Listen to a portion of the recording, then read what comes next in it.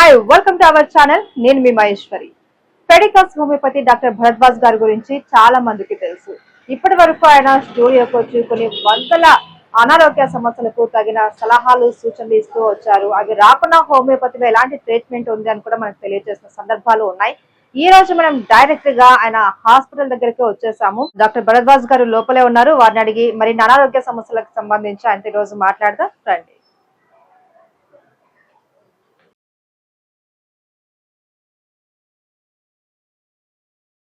Hi sir. Hi madam. Yeah ఎలా ఉన్నారు sir? బాగున్నాను మేడం, మీరు ఎలా ఉన్నారు? Yeah sir, super. ఈ రోజు ఎప్పుడు మీరే మా స్టూడియోకి వస్తారు, బట్ ఈ రోజు మేమే మిమ్మల్ని వెతుక్కుంటూ వచ్చాము. ఏం లేదు సార్, చాలా డౌట్స్ ఉన్నాయి మాకు హోమియోపతి గురించి.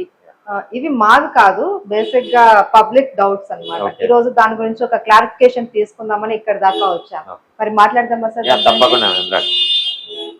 హోమియోపతి మెడిసిన్ గురించి చాలా మంది ఒక అవగాహన కలిగి ఉన్నారు, కానీ కొంతమందికి ఇంకా అసలు హోమియోపతి ఎందుకు వాడాలి, దాని బెనిఫిట్స్ ఏంటి, అది వాడటం వల్ల ఎలాంటి రోగాలు మనకు నయం అవుతాయి, దేనికి ఇది బెటర్ గా 100% క్యూర్ అంటారు, ఇలా చాలా డౌట్స్ అయితే చెప్తూ ఉంటారు.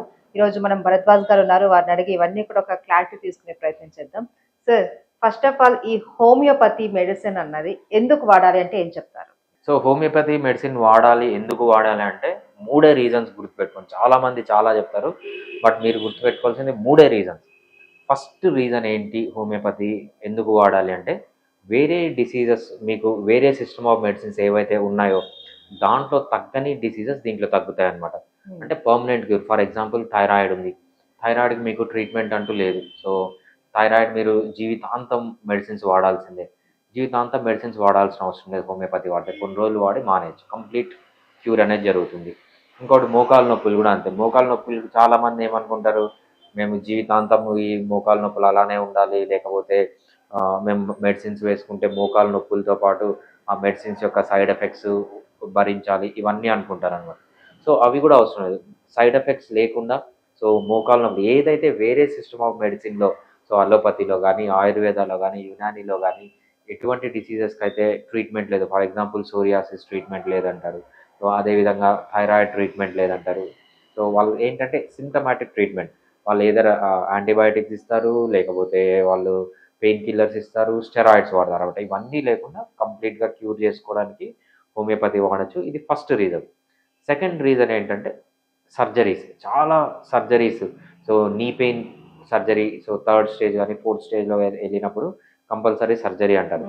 మన దగ్గరకు వచ్చిన నీ పెయిన్ పేషెంట్ ఏ పేషెంట్ ఇంతవరకు సర్జరీకి వెళ్ళలేదు. సో అదేవిధంగా ప్రోస్టేట్ ప్రాబ్లం కంపల్సరీ సర్జరీ అంటారు.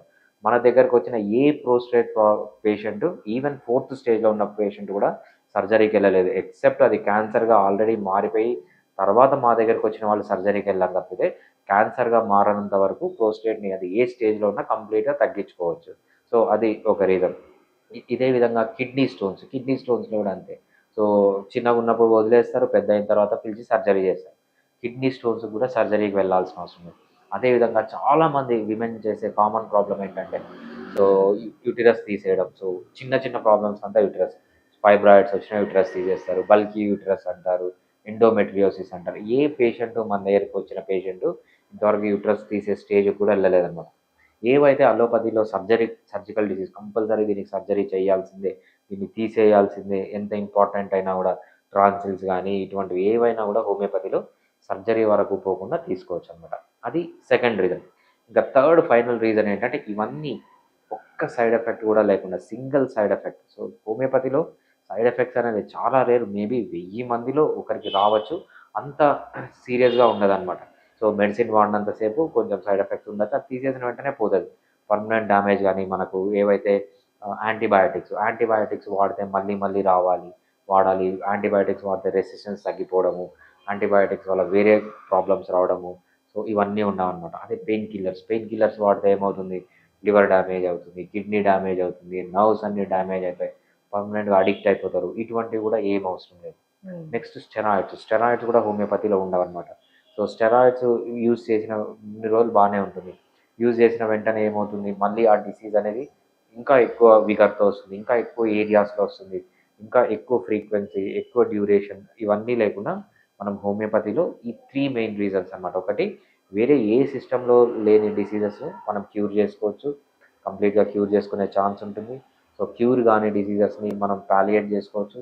అదేవిధంగా ఏవైతే సర్జికల్ డిసీజెస్ వాళ్ళు అంటారో, సర్జరీ కంపల్సరీ అంటారు, ఒక్కసారి హోమియోపతిలో చెక్ చేసుకొని ఈ డిసీజు వీళ్ళు కంపల్సరీ సర్జరీ అంటున్నారు, మీరు సర్జరీ లేకుండా ట్రీట్ చేయాలి. మోస్ట్ ఆఫ్ ది డిసీజెస్ మనము సర్జరీ లేకుండా ట్రీట్ చేయొచ్చు హోమియోపతిలో. ఫైనల్గా ఏంటంటే ఈవెన్ సింగిల్ సైడ్ ఎఫెక్ట్, ఒక్క సైడ్ ఎఫెక్ట్ కూడా లేకుండా మనం హోమియోపతిలో ట్రీట్ చేసుకోవచ్చు. కాబట్టి ఈ 3 బెనిఫిట్స్ పేషెంట్స్కి ఉన్నాయి కాబట్టి ఇవే మెయిన్ బెనిఫిట్స్. దీంతో పాటు ఇంకా చాలా బెనిఫిట్స్ ఉన్నాయి. సో ఈ 3 మెయిన్ బెనిఫిట్స్ కోసం పేషెంట్స్ హోమియోపతి దగ్గరికి వస్తారు. Fiticus Homeopathy